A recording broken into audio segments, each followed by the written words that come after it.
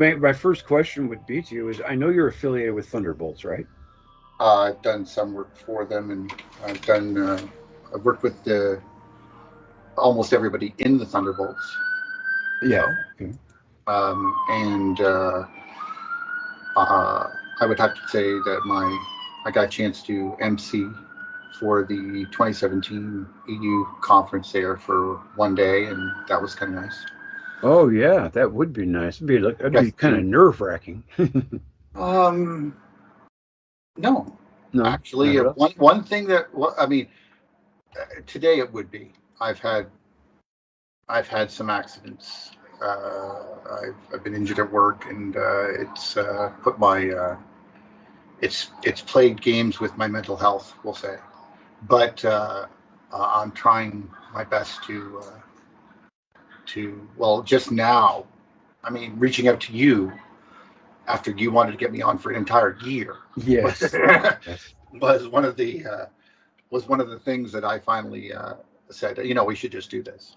I mean, maybe it would Yes. Yes. kickstart something in me, Yes. and because I basically been since the Electric View, I've been taking like a sabbatical to Yes. deal with my own issues, and now uh, they're not completely dealt with, but I have my ups and downs, but my positivity for the EU hasn't stopped. I'll tell you that. Oh yeah, absolutely. It That's yeah. it Go ahead. has positive feelings to it. I mean, um, one of the things I got to do when we were there in 2016 was have set up a little artist symposium, because I realized that a lot of the people were there were people like poets, Hmm. storytellers, Hmm. like Gata Shea, Right brain. and oh yeah, and uh, their work is, I think, in some cases more important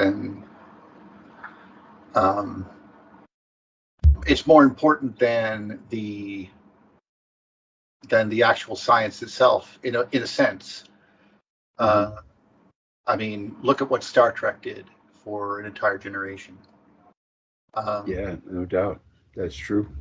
it changes your mindset. I mean, I not it, and I'm not one to. I'm the first person to say, "Hey, I don't agree with everything Einstein ever said." Hmm. I'm guaranteed, but man, I love the idea of transporters and warp drive, and this Yes. whole idea of wormholes going to other planets and Stargate. Yeah, I'm all for that, even Hmm. though it's fiction Hmm. in my book now. Right. Once your mind clicks, it can't go back Yes. in a paradigm. I can tell you what the other paradigm was like, Hmm. but not with the same vigor as one who has switched a paradigm, I guess. But But you know you, what you know that. Velikovsky says about fiction, right? No, go ahead. Tell me the quote. Today's science is yesterday's fiction, or tomorrow's fiction is today's, science. It's tomorrow's science. What I'm trying to say, today's science fiction is tomorrow's science. I'm often of the thoughts that it could also be that yesterday's science became a fiction. Well said, Neil. That is very true. Or I meant reality, Was. not science. It's reality. Yeah, fiction. Whatever's fiction tomorrow will be reality one day. I mean, it depends. There's a saying: if you I can know what think it, you you mean. can. I know what you Yes, mean. yes, yeah. I'm I know what you sorry, mean. I butchered that. You butchered it. Yes, Yeah. it's okay. It's okay. It's but you are thinking, yeah, the idea that um, if we can imagine it, it's darn near impossible for us not to do it, or Hmm. someone to do it. Yeah. Um, and it only takes the realization that we might be able to bring about the idea that we did it. Hmm. That's wonderful. Hmm. I'm I'm I was finding it hard Hmm. to wrap my head around um, the fact that a lot of the things, even just 500 years ago, Yeah. would be, well, like The Tempest by Shakespeare. I'm not familiar with it. I have never read it. Oh, it's not important. The general gist of it is a wise man on a mountain, Okay. playing with electricity, playing with lightning. Okay, I see. Okay, during a storm and stuff like that. Those type of ideas. Mm-hmm. Obviously, if you think of witchcraft, you're thinking of, in actuality, the common moniker of witchcraft would be, back in the day, be someone who studies herbs, pharmacology, and chemistry. Herbalism. Okay. Yeah, something in those lines. Somebody who was a magician climbs the tops of mountains and plays with electricity. Yes. Yeah. And that was just a understood thing. I think it was no. Well, do you know why Hollywood's called Hollywood? Because of a tree, right? Well, specifically the Hollywood tree, and the tree itself was specifically used in, apparently, magic wands. Ah, yes. I've heard And that. Yes. now, most people would say, why? But it's incredibly dry. Yes. If that makes sense. Yes. And so it's a great insulator. Yes. And that. So it would be Yeah. ideal for you to poke around these charged bottles that you're, with your Leyden jars and your wine jars and other things that you're, working with up here, thinking that you're playing with magic on the top of this mountain, poking it with your Hollywood's magic wand. The reason you need a magic wand is because if you use someone else's wand, like I know this sounds ridiculous. I mean, I can't believe I'm thinking of Harry Potter when I'm saying this. I mean, it's just silly. But in essence, there's a lot of precautions that were taken that seem to be ridiculous unless these people understood electricity. And one of them was this particular thing. Why is the wand so special to you? Well, because if you let anyone else, like, you wouldn't dare use someone else's wand, a wand that someone touched you. What if it was a fresh sap stick? You're suddenly going to be conductive and dead, or at least feel a pinch. If you know what I mean? Yes. But this goes all the way back to the Hebrews, when we're talking about, like, for example, I was a good boy and was the youngest lay reader in the Anglican Church of Canada. And met with the Archbishop and all those people, and you're 17, and I started asking the questions that you would normally ask when you were be given the opportunity. Of course, some people would have deep philosophical questions. I didn't. Mine were, why are we wearing these robes like this? Why do I have this giant belt on me that dangles down beside me? Why am I wearing a robe, basically? Why am I wearing this scarf? What does all this mean? Now, back then, they couldn't tell me anything. They had no clue. It took me a while to figure out, like, we wear the robe so that if you're communing with God in front of the Ark of the Covenant, that if you were to die, they don't have to go in there and get you. They can pull you out with your rope. Oh. I don't understand. They can pull you out of what? Being anywhere near this object, the Ark of the Covenant was so deadly that if they were to touch it, they would die. So they had to wear special clothing. Yes, well, one of the pieces of special clothing, you could see the amount of metal that some of the priests wore, which is kind of interesting, the gemstones and so forth, whatever. But I'm much more interested in the long rope that was 50 feet long that dangled behind them, that went all the way out of the tent. So if they go, "Are you okay in there, buddy? Buddy, you okay in there?" No, he's dead. Okay. And they just grab the rope and pull you out. I get it. So they don't have to go anywhere near this object because it's that lethal. Or you could be dying of cancer because, remember, it's supposed to have given off lots of ultraviolet radiation and tons of other bad things. I mean, these people were, let's just say they were true believers. I'll give them that. You know, um, uh, if you followed Julian Jaynes' ideas, which was he wrote a book in 1976 called The Origin of Consciousness and the Breakdown of the Bicameral Mind. Mm-hmm. And in this book, he talks about how everything prior to 2,700 years is gobbledygook, practically, compared to stuff that happened after 2,700 years ago. And right. It's across the board, every culture, from China to, to Europe. The only place it doesn't seem to have happened was in Mesoamerica. Not exactly sure why. Maybe the cultures were able to continue ad infinitum, but what happened with us is we got Siddhartha in India, we got Lao Tzu and Confucius, and in China we got Plato, Aristotle, Socrates, all these guys, all the same time. And I think these Ibiru or Hebrews were like the Mesoamericans, still totally like they were still in the, guess you could say, a constant state of shock. They were like schizophrenics, and they were very literal. And that seems to be something that was universal prior to a certain time. It's fascinating to find.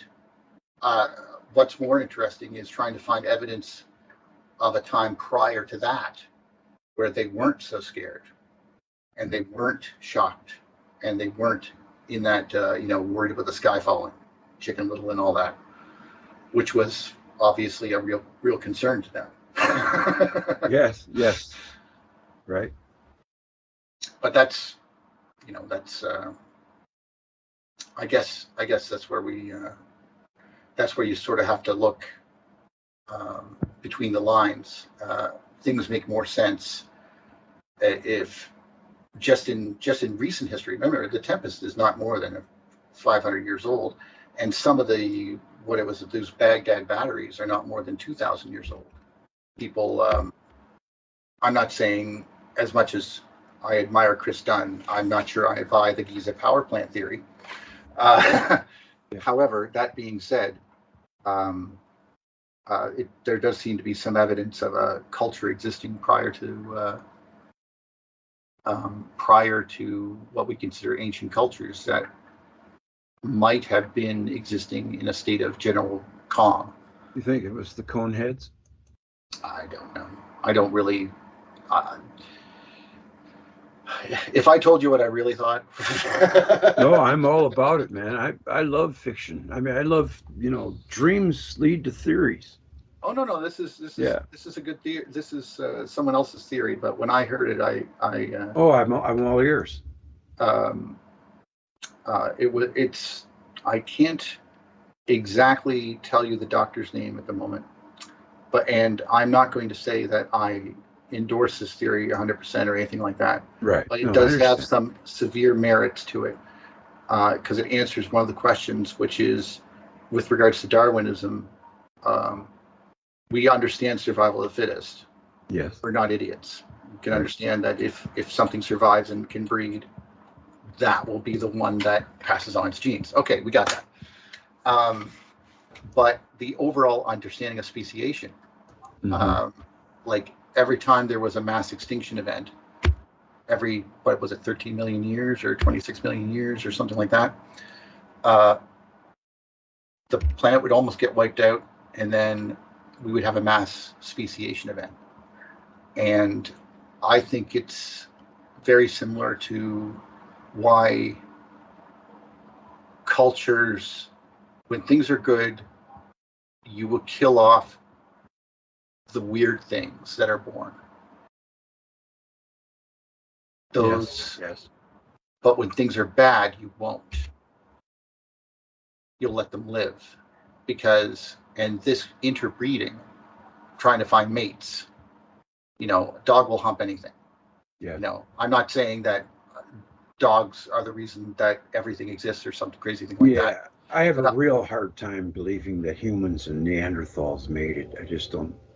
oh, I think You think you? I think very crazy animals made it and created us. Some Yeah. sort of ape and some sort of pig Hmm. had sex, and that is us. It is so us. I mean, look at our skin. We have pig heart valves, for God's sakes. Yeah. And we And have, humans why do and we have pigs. this big thing sticking out of our face? No ape has a big nose sticking out of their face. Right. You know, we also have the brain of a pig. Uh, and what are coneheads then? Pig. Coneheads might be something that bred with that was similar along the lines, breeding with something else. You know, creating that type of situation. I don't know.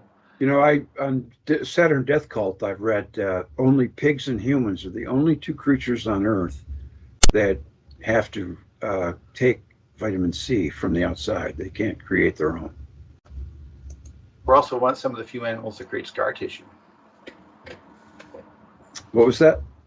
One of the few humans and pigs are some of the few animals that create scar tissue.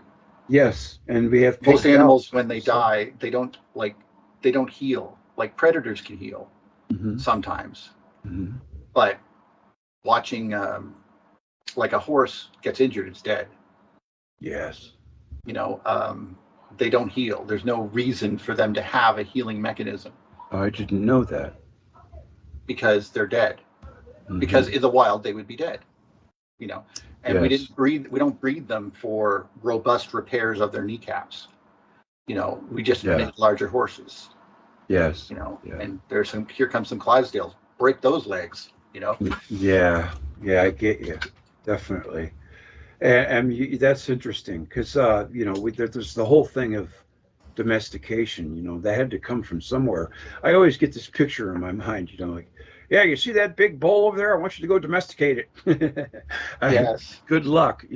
How is someone going to be able to do something like that? Where did that come from? And also, well, growing food. How did they do that? Where did that come from? it does seem that we just stepped out of, in a way, we stepped out of the catastrophe with the knowledge that we had. Yeah. If we were lucky, there were some learned people that survived. If Hmm. not, then it would be what the people remembered of the learned people, which is kind of how I've envisioned the Egyptians. Hmm. They are playing in a sandbox where they controlled everything that they found there, Hmm. and they couldn't explain most of it. And today, most people can't explain it. Hmm. It makes sense in an electrical situation, but one that presupposes a lot of things. Hmm. Um, because there's parts of this that we can't be sure of. There's a lot of evidence that leans towards it, though. Hmm. Uh, for example, like we think that the planet Earth has a nickel iron core. Right. We think of it because of the fact that it has a magnetic field. Let's pretend that these people have never ever melted a magnet before.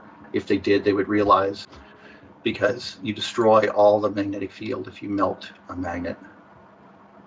Like, most people don't know that. Yeah. Yeah, that's interesting. What do you think it is?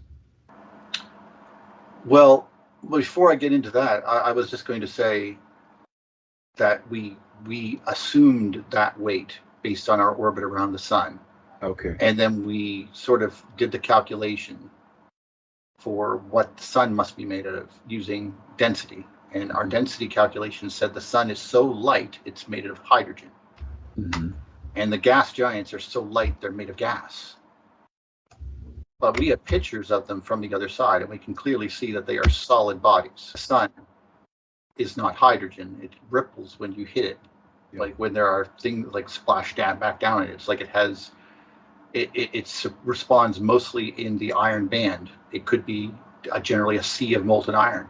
Could be right across. That's a good a good thing to imagine. The trouble is, though, is that our mass calculation based on the sacrosanct hero worship of Sir Isaac Newton and his universal theory of gravity.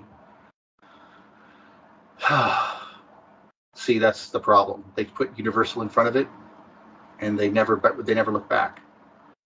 They thought it pertained to the entire universe, and I don't think it does.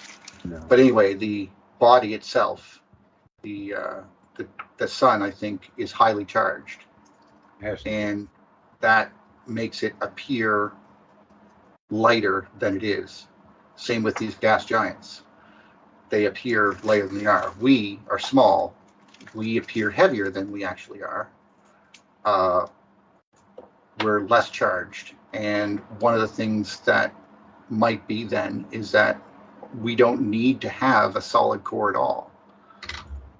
We could be just like one of those balls of Costa Rica, just with a empty core in the middle, hollow spot. Not that something lives in, not Journey to the Center of the Earth type shit. I just, just to be fair here, I'm not proposing that. No space Nazis living inside the Earth or something. No. Just some sort of whirling, twirling plasma that could be in the void that is in the center of the thing, and it could.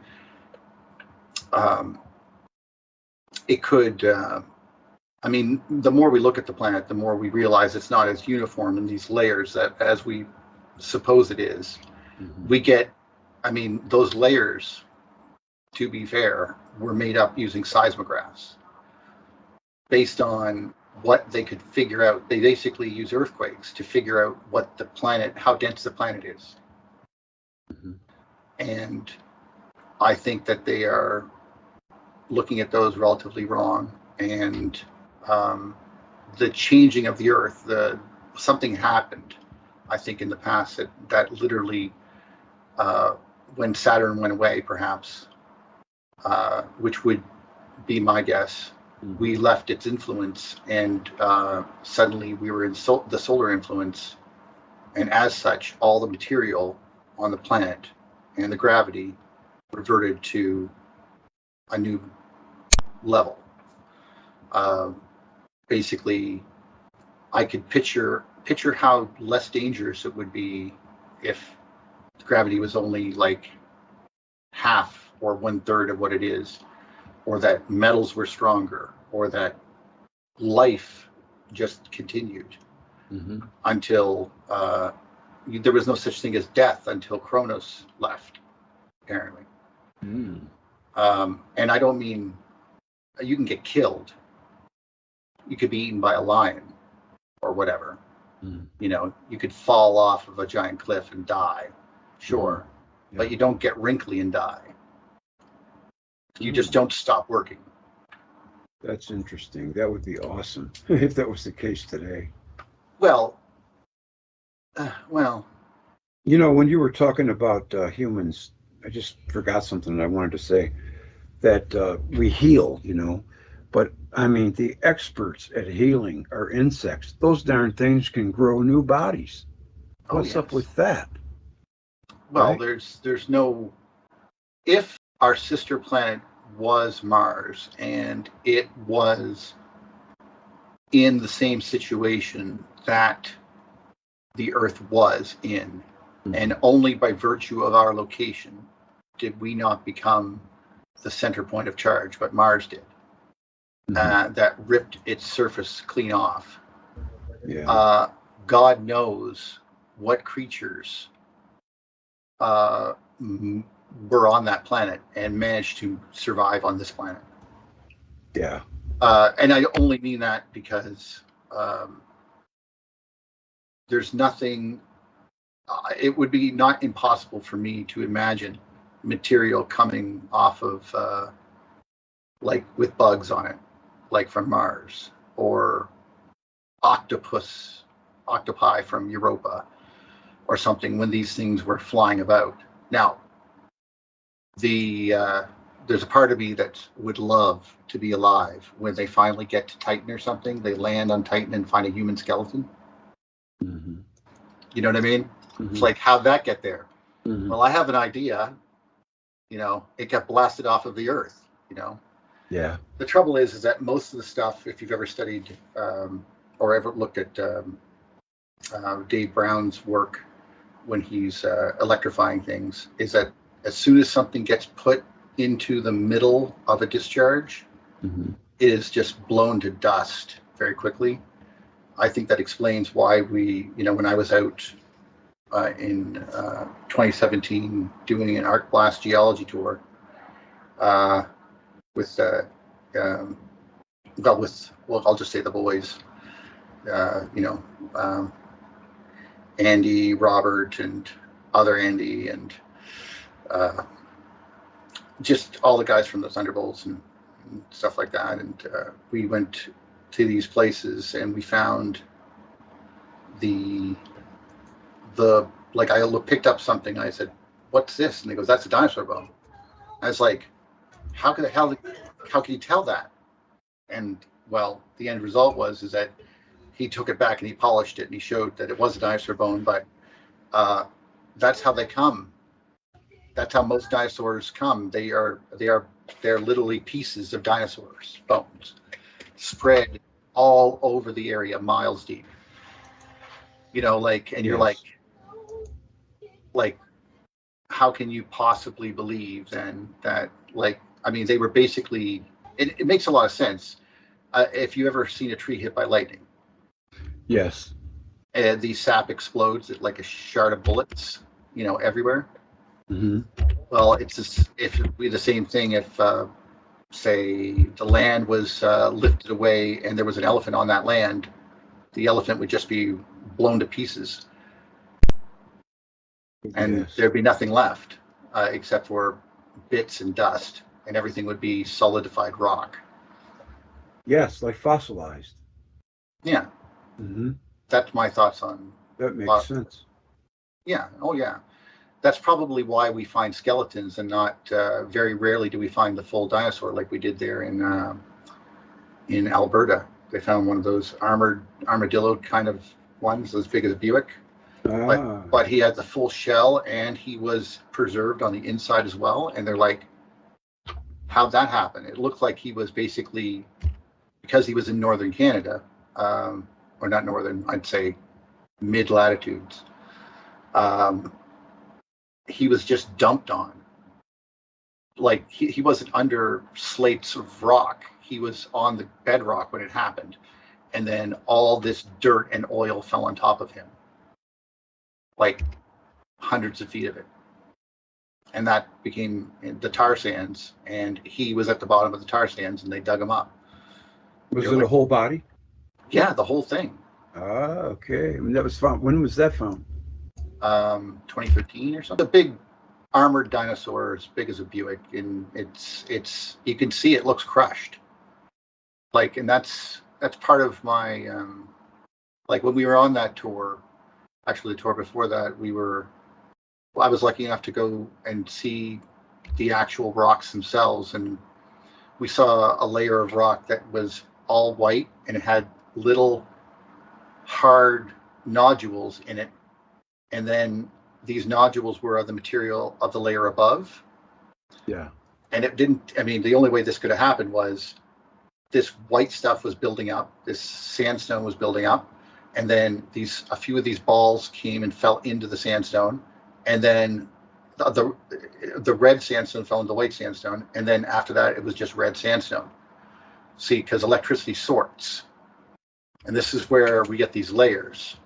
I'm shocked sometimes that we are not considering this when thinking about geological times, Hmm. because it puts everything into question. And of course, I guess that's it right there. They don't like the questions. Yes.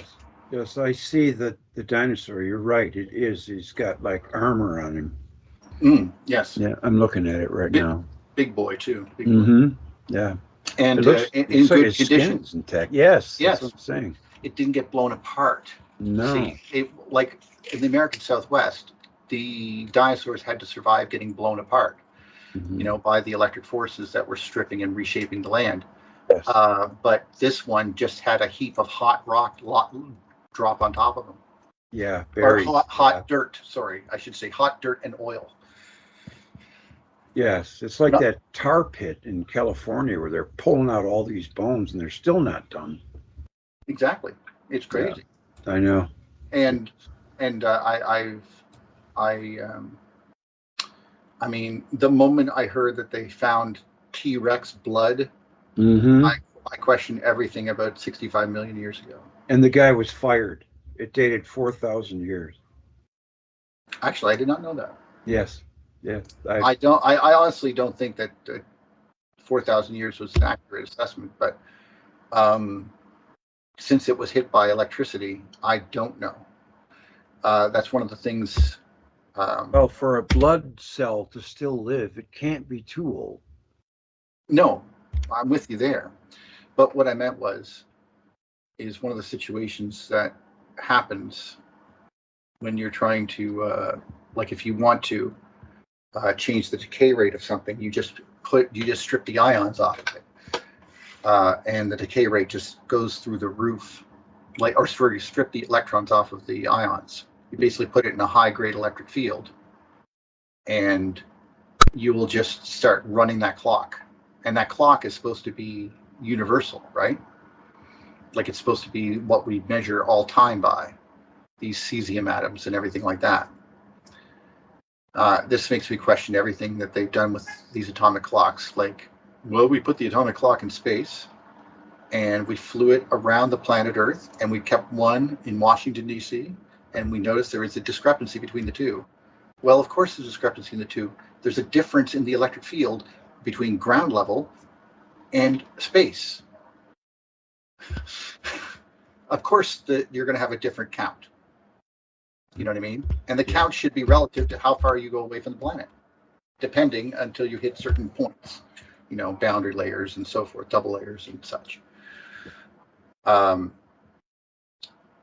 this makes me wonder, when you go back to trying to imagine what happened way back when, we can see that if what we're saying is true, charge does change certain properties or whatever, what have you.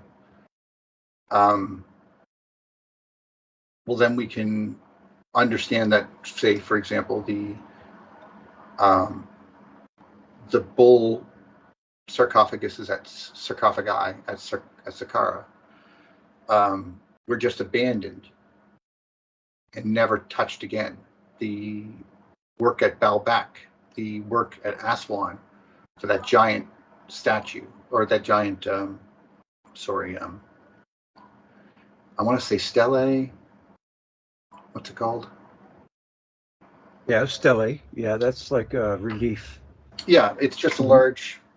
I know there's another word for it, and I'm being stupid for not knowing it right now.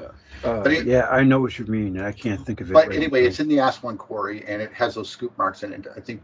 But it looks like impossible to move. And same with countless other features around the world. Yes, Uh, yes, yes. these stones could not be moved, or um, now, as much as I would like to think that a lot of them are much more easily explained, like Olante Tembo and other ones that show that curved architecture around corners and stuff, and the 16-sided blocks. They don't freak me out as much now that I can understand them as bags of cement. Okay, when you start looking at them that way, this Mm-hmm. whole thing makes perfect sense why they went around corners. They just put up a frame, just like we do today, and then they just filled these things up with bags of material with these like a limestone filler. Well, they call it geopolymer, but I'm not sure if that's it's just concrete. Yes, Um, yes, I understand. The gravity had to be different at one time, well, that's another thing. Yeah. Yeah, I think that the gravity might have been different because those bags would have ripped. And where is that now? Where is that Well, now? Olante Tembo is in Peru. Peru? Yeah, you can see that wall that's all it's a zigzag pattern wall, very large, but you can see some clear indications that it was held up by leaning logs against it and stuff like that. Yes, I see what you're saying. Yep. And some of them, they say, oh, it was damaged, but you can see the stone next to it isn't damaged. And I'm like, well, maybe they just didn't use the right. They used too much water, and the concrete started failing after years. You know what I mean? Yes. And so I see those. I see some of the same things in Egypt and the Incas, stuff like that. I think a lot of that could be explained that way, but that does not explain the amazing saw marks, these weird scoop marks, Yep. or Drill other marks. things. Yep. And it just stopped. It all stopped at once. I think because we were simply not like it would be as if something terrible happened to the entire society of the world at once. Um, and I think if it was the leaving of Saturn, that would be at the end of the Younger Dryas. I know that they always like to say cataclysm at the end of Younger Dryas. Well, was it a comet? Was it this? Was it that? Well, it could just be that Saturn was pulling up all this material as it would into the sky. It's etching the northern part of Canada. Baffin Island has crisscrossing rivers, like that can happen. And Yeah. and then all the snowfall of pure water snow fell down around it, created the quote unquote ice age. Like beautiful, it would have been great. Everything would have been right up against that stuff as the fresh water kept coming down, all over America and so forth. Okay, I can buy all this, but it would be pulling up a ton of water. If you understand how much the moon holds up by going around the planet, pulling water as it does, in the tides, I mean, well, it would be Saturn is a phenomenally larger body than the moon. Yes. Yes. And to imagine it holding water up to the North Pole, it would also be holding it up to the South Pole. Because that's what the moon does. It's the pole and antipole that has the water. So around the equator, the water would be lower. By how much, we don't know, but maybe enough for most of the people to be living around at lower altitudes. And then Saturn leaves, the water rebalances, and it, because of all the vaporization of the water and the heat, suddenly it stops. Now it is just raining.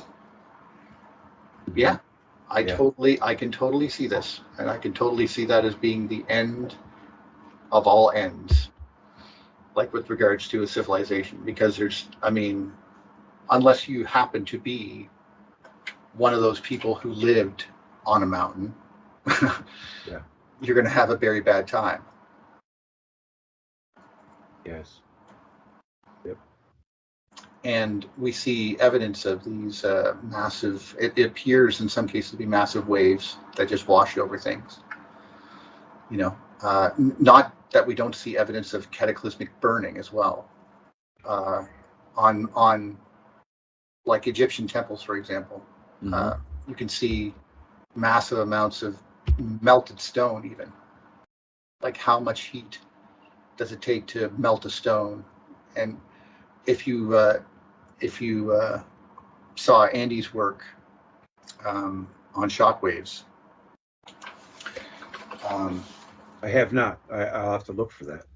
Well, he's on Thunderbolts all the time, but I know who Andy Hall is, but Andy Hall, yeah. Well, he talks about his shockwaves and the way that they would blast around corners, and you could see that exact same look on a lot of the statues, like those colossi at Memnon. They didn't get knocked over, but they were hit something fierce by some severe shockwaves, not just gunfire and the ages, not just weathering and wind.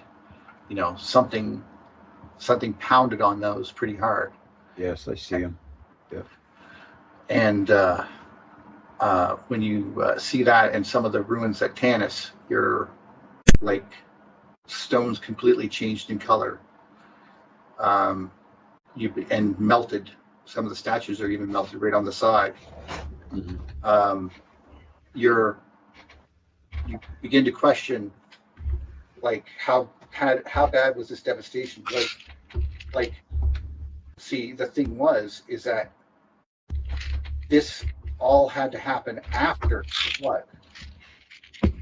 What I mean by that is that explosion that caused all that heat and destroyed all of that work and melted that stone, Mm-hmm. okay, or messed up the colossi or the colossi at Memnon, okay? Yeah. All that had to happen after the flood from Saturn leaving, after the water rebalanced, and after the Egyptians moved in and already built a culture. Mm-hmm. And then something happened in which the city of Tanis had to be moved. Okay, like I didn't know this, but the city of Tanis moved 3 times. Oh, I didn't know either. Yeah. Yeah, and something destroyed the city on, like, at the beginning, but it destroyed it down near the delta, but it wasn't by water; it was by this heat. Okay, Mm-hmm. but it was but it was far enough away from Egypt, like it was still Egypt, but I mean, like, where the Giza Plateau is, Mm-hmm. okay, or Yeah. Cairo, okay, Yeah. Or Memphis. They were so far away that they weren't touched. So some event occurred that looks like it occurred somewhere in and around Europe, okay, that must have been so intense that it melted these statues and created these shock waves. I see. But Yes. at the same time did not affect something another 500 miles away. Mm-hmm. Like, that's incredible that this is the kind of evidence that you could find now if you're willing to accept what you're looking at. Mm-hmm. And you could paint a much better picture of the time frame and imagine what these people found. I mean, we do know what they found, like, and we knew what they did with them. Like, some of them found and reused stuff, but we're seeing the leftovers, Yeah. of a culture that reused everything from the people that came before them that they didn't understand. Mm-hmm. And they used it so effectively that just the impressiveness of the society that came before them was so impressive that they managed to stay in power, the longest lasting ancient civilization that lasted all the way up to Rome. Mm-hmm. Like, that's pretty impressive. Yeah. I mean, given, you know, I mean, too bad Cleopatra messed it all up there, but Yeah. no, I'm just kidding. I mean, it was bound to fail because being impressed with magic is something that you could do to the Greeks. The Romans, they would just go, you know what's impressive to me? Click, stab you with a Yes. sword. Now Right. I have your shit. You know, Yeah. they're definitely worked on a different level. They were it was a truly terrifying society, actually, because of the fact that they had no inner monologue. Mm-hmm. As much as they were us, they didn't, like, I mean, they spoke like us, is what I meant, generally speaking, Yeah. But the most important thing about them in Rome was how they appeared to other people. Suggestive. That's called suggestive consciousness. Yeah, something like that. They Mm-hmm. weren't quite, like we could have our own version of self-worth, but Mm-hmm. they didn't. They didn't know how to handle, like, insults and stuff like that the same way. Mm-hmm. Yeah, the Romans seem to me to be more into the physical world. Well, the applied use of the knowledge of the Greeks, really, when you think about it, in a lot of ways. Like, we know of all these Greek mathematicians that were amazing, Mm-hmm. but we don't hear about the Roman mathematicians, but they were equally good mathematicians. They were just doing something with their math, like building coliseums and stuff. For sure. Oh God, yes. Yeah. But you look at that stuff at Baalbek, and it just pales anything that was built in Rome. And you got to wonder if it was built by giants, for giants. Well, that's another thing. It's I find it a little bit suspect Mhm. that human beings existed for 250,000 years, and then during the time, quote, I'll say the time of Saturn, we'll call it, Yeah. megafauna suddenly existed. So megafauna exists. Okay. If megafauna exists, why shouldn't megahuman exist? I'm just a simple question. Nothing obtuse. Just the environment changed. Therefore, it was more conducive for people to. I mean, imagine if it was 24 hours sunlight on one side of the planet, and it would literally be like the Garden of Eden. You would have so much food, you wouldn't know what to do with it. I mean, that could explain very clearly why there's 10 inches of topsoil on average on the northern hemisphere and only 2 on the southern hemisphere.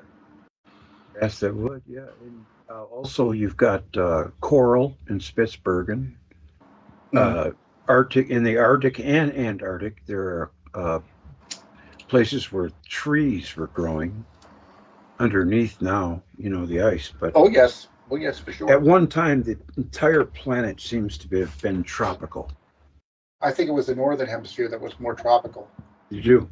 Okay. Yeah, well, then, yeah, that would make sense if Saturn was in the North Pole. You know, In at, the southern hemisphere, they had the guy. We'll call him the guy. He's the guy that stands up with the big headdress that just is like really crazy, and he's the flailing arms. mhm. And he's the one that they drew well everywhere. I mean, he's the one with the big the big headdress. The man, you would see him at night more than anything else because the way that the magnetic field works is that it goes away from you, or it goes through the past the night sky on its way out of the solar system. Uh, If you understand, so that shape is formed on that in the southern hemisphere coming out of the South Pole, and then yes. being sort of leaning over you, looming even. Mhm. Um, I think that's might be where we got the idea of like after Saturn left, we started getting a new villain, the Grim Reaper. He's a different type of guy. I always wondered about him. Like, he's definitely associated with death, obviously, um, but he's also known to transport things to the land of the dead. Okay, and I always wondered why. But imagine the night sky for a moment. Uh, if you've ever seen the plasmoid, did you? Well, I don't know if you have, but there's a plasmoid in space uh, in the tail of our um, magnetic tail of the Earth. I did not Uh, know that. yeah, you can actually just type in like uh, magnetotail of the Earth and plasmoid, and it will show you a point somewhere away from the Earth, somewhere down the tail, which shows a donut-like shape, and that plasmoid sits in the tail. Now, Interesting. the cool thing is from the side, this donut looks like 2 red eyes. We doesn't look like it now, please understand, but if we could see it right now, it would look like 2 red eyes because we're seeing the donut from the side at night. Okay, if that makes sense to you. Yes, it does. Okay, now imagine then to complete the image, all you need to do is give the planet rings, and once you do, you have a blade like a sickle on either side of this shape, and his shadow becomes his cloak. The shadow of the Earth going across the rings becomes his cloak, and the 2 eyes are out there in the distance. That is the Grim Reaper, and you saw him every night. That is interesting. He would only show up at the perfect moment. like until it all has a line up. So I don't think it wasn't as scary. I guess they must have known that it was several different phenomenon sort of in conjunction causing it, Right. but it didn't stop. It would have been quite the sight to see if it was you were sitting there looking up at the stars and the rings of the planet, and then you saw them reflecting light back at you. Of course, just like if you've ever seen a halo in wet grass around your head, because the dew droplets are shining right back at your eye.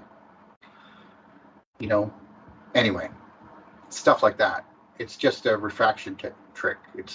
But it makes those rings look like metal, like sickles. Yes, Earth did have rings at one time. I know that. Oh, I'm fairly certain it did. Yeah. I mean, just because of the way they talked about them. To the Mayans, they were called the 9 rushes. But of course, we know what the Greeks called them. So much so that we're so stupid, we just carried on the tradition and never thought about it one iota. Is it The 7 seas. the 7 seas? Yeah. Each was a river, was a sea, the 7 seas. And later on, we found that the Earth had 7 oceans, and we just went 7 seas, 7 oceans, cool, man. Never given another thought. How did the ancient Greeks know there were 7 oceans? They didn't. They just 7 rings, and that's why they thought they could. That's why they thought they lived in a bowl, because the rings would make you, especially from the North Pole, make you sort of look like you're in a bowl-like structure. Now, would that have been before or after the polar configuration? Because I know it only lasted. The polar configuration had to have come toward the end after we got out of Saturn's atmosphere, right? Well, no. There's a lot of debate on when these things occurred. I'm of the opinion that the great egg came down. The goose that brought the golden egg, the bird eventually came here, dropped off the golden egg, which was Saturn. We were immersed in its purple glow, as you can imagine. And then when it went into arc mode, we were happily underneath of it. We didn't get hit by anything. But that's when the skies opened up, and we would have this tower leading to heaven, and all the mythology thereof would start there. But that's just what I like to prefer. It's more ambiguous as to who started when was the planet first dropped off here, as that's a point of contention between EU theorists and so on. It is. Janot Cook has a different opinion than Wal Thornhill. Wal Thornhill has a different opinion, and not that I don't respect all of the opinions. Right. Some people have an opinion that doesn't even involve Saturn. What was his name? Rens van Dis. I cannot pronounce his last name for the life of me. But okay. I remember. But Vander something like that. Vandersloot. Yeah, him. Yes. He's. I remember having this conversation actually about the rings and the Grim Reaper and so forth, but he thought that the zodiac light played a much more important role, because there's a debris field in space called the zodiac light, and you can see the reflection of it at certain points. It's very hard to see now, but apparently it wasn't so hard to see at certain times. And when we crossed it, when we went through it, like the closer you can make that angle, as we've talked before, the same idea of the reflections of the rings as they would come back to your eye, the same as the dewdrop from the dew right beside your head in your shadow would come back, and it would be brighter. It would look like your head is glowing. Well, in that exact same situation, if we were to cross through it for a certain period of time, there would be a giant white line right across space and time. Like there would be like this white river, Yeah. reflecting back at us. The mainstream calls it the mysterious beauty of zodiacal light. Yeah, but I mean, I bet you back in the day that was, and that's probably where we picked up all of our debris to make the rings. Mm-hmm. And it wasn't destroyed until the moon showed up, or we showed up to the moon. Yeah. And that's fair. I'm just sad that we forgot it existed. Yeah. I mean, it does create an idea of the. It also tells you how fast this polar locking can happen. If we showed up to the moon within human memory, and with, let's say, between 12,000 years ago and today, okay, somewhere in there, it managed to get tidally locked and only face us by one face in that length of time. Mm-hmm. That's pretty quick. Yes. Now, that speaks to a more electrostatic type of force than gravitational forces, because gravitational forces are incredibly weak. I watched a well-meaning gentleman, Veritasium, I think he is, and obviously he was describing this thing, the tidal locking of the moon, and he was describing how it would distort the moon, and eventually it would cause only one face to be facing because of the way it would tidally lock, because it would distort the planet. And I was thinking to myself, it would be doing the exact same thing with its electric field, but the electric field is way stronger. You know what I mean? So, like orders of magnitude stronger. So there are rocks on mountains in certain places on the earth where they're charged 114 times more than the Earth's magnetic field. Well, yeah, they were probably hit by lightning. Okay. Like, I mean, severely.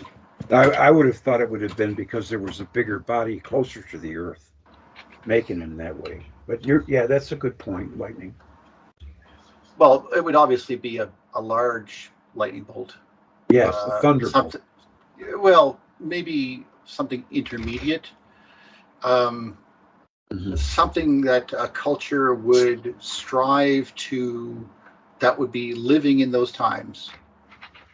That I propose, just using logic in this one, that after the fall, we'll call it, and there was a situation where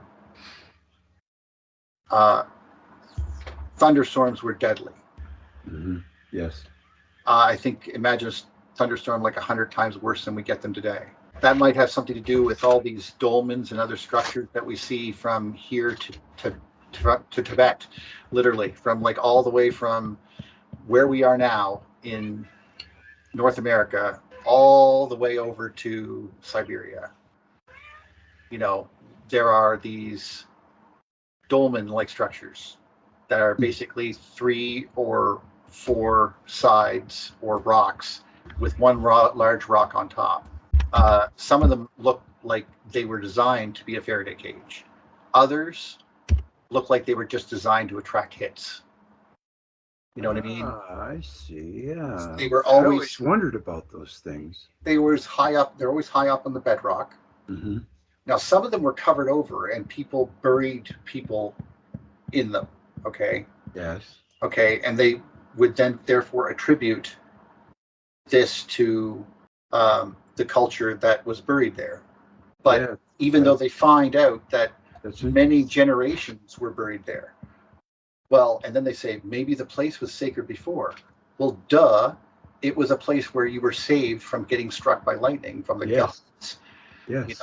And you built it yourself. It's like what they're basically doing is creating a capacitor. Okay, so you're creating you're on top of a bedrock, then you have a boulder that is now charged because it's the highest thing in the area.